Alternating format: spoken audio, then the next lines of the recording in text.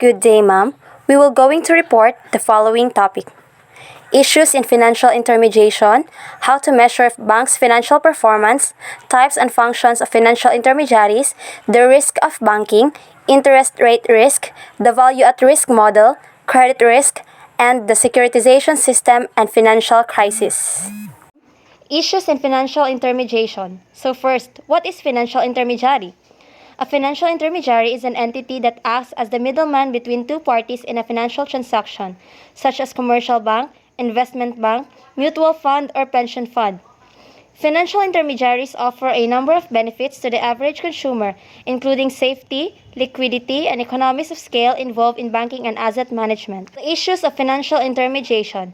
First, there is no guarantee they will spread the risk. Due to the poor management, they may risk depositors' money on ill-judged investment schemes. Second, poor information.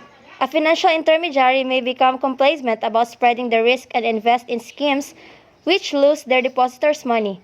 For example, banks buying U.S. mortgage debt bundles, which prove to be nearly worthless, precipitating the global credit crunch. Third, they rely on liquidity and confidence. To be profitable, they may only keep reserves of 1% of their total deposits. If people lose confidence in the banking system, there may be a run on the bank as depositors ask for their money back.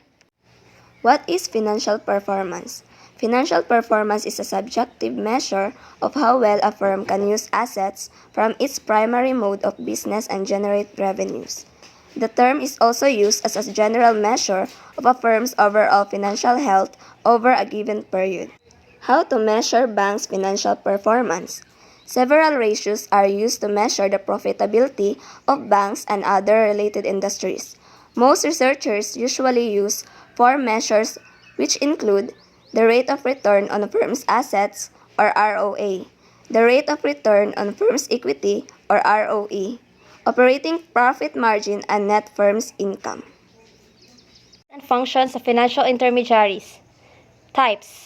Number 1, banks, credit unions, non-banking finance companies, stock exchange, mutual fund companies, insurance companies, escrow opinion.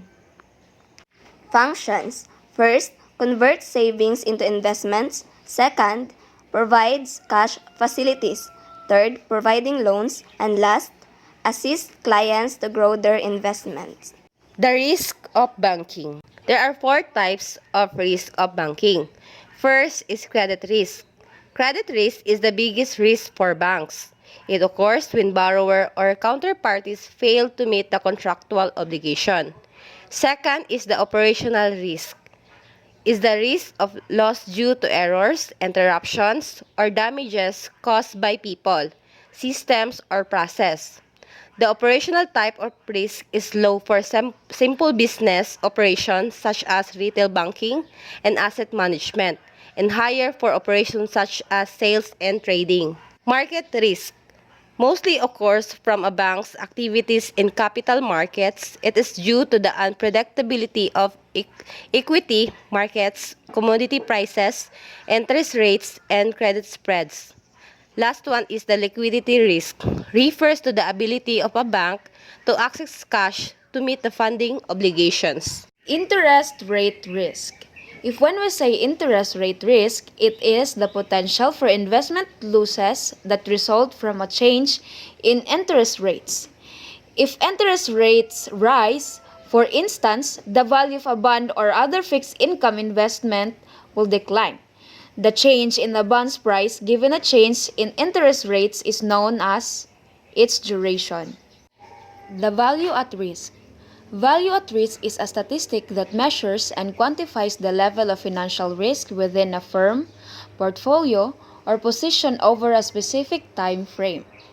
This metric is most commonly used by investment and commercial banks to determine the extent and occurrence ratio of potential losses in their institutional portfolios.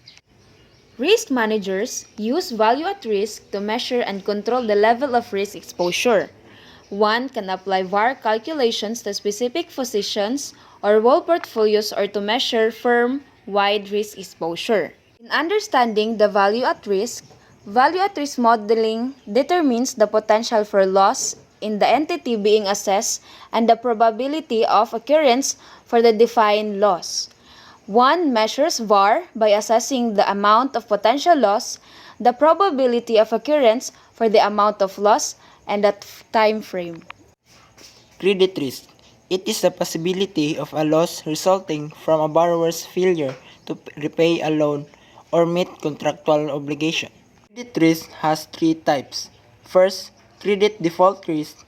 Second, concentration risk. And the third is country risk. The first type is a credit default risk where this occurs when the borrower is unable to repay the loan obligation in full or when the borrower is already 90 days past the due date of the loan repayment. Second is concentration risk. Is a bank term describing the level of risk in a bank's portfolio arising from a single counterparty, sector, or country. The third type of credit risk is the country risk. This occurs when a country freezes foreign currency payment obligation, resulting in a default on its obligation. Securitization system and financial crisis. What is securitization? It is a process by which a company clubs its different financial assets or debts to form a consolidated financial instrument which is issued to investor. Then what is financial crisis? It is generally defined as any situation where significant financial assets such as stocks or real estate suddenly experience a sharp decline in value. Financial crisis has five types. First is the banking crisis. Second, currency crisis. Third is speculative bubbles and crashes. Fourth is international financial crisis. And the last is wider economic crisis. Banking crisis. This occurs when many banks in a country are in serious solvency or liquidity problems at the same time. Currency crisis is a situation in which serious doubt exists as to whether a country's central bank has sufficient foreign exchange reserves to maintain the country's fixed exchange rate. Third is speculative bubbles and crashes, also known as economic bubble or assets bubble, in a situation in which asset prices appear to be based on impulsive or inconsistent views about future. Fourth is international financial crisis. It is referred to the period of extreme stress in global financial markets and banking system between mid-2007 and 2009. The last type is the wider economic crisis, a situation in which the economy of a country experiences a sudden downturn brought on by a financial crisis.